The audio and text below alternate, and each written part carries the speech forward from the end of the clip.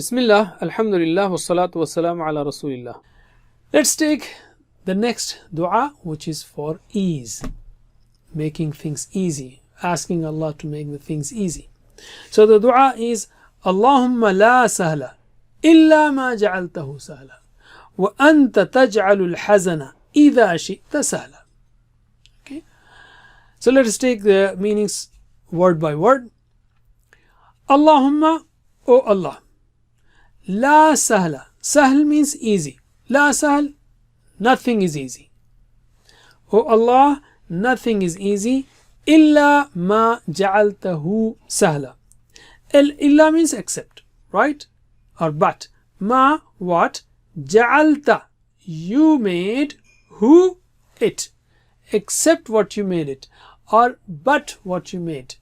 What? Sahlan. Sahlan again means easy.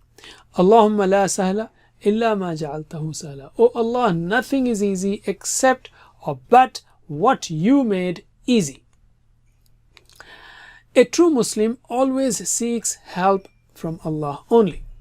He never turns back from any difficult task because he has trust in Allah and he asks Allah for the ease.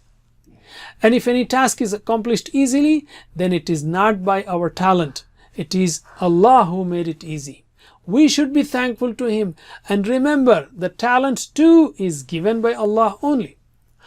Whenever we face a difficult task, we should recite this dua with firm belief. It is not a problem for Allah to make things easy. Allah has power and control over everything.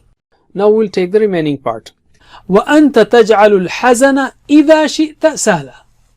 And you make the distress when you will easy. That is, you make the distress easy when you will. وَأَنْتَ means and you. تَجْعَلُ, you make. وَأَنْتَ تَجْعَلُ, and you make.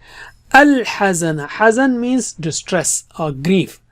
إِذَا شِئْتَ, شِئْتَ means you willed.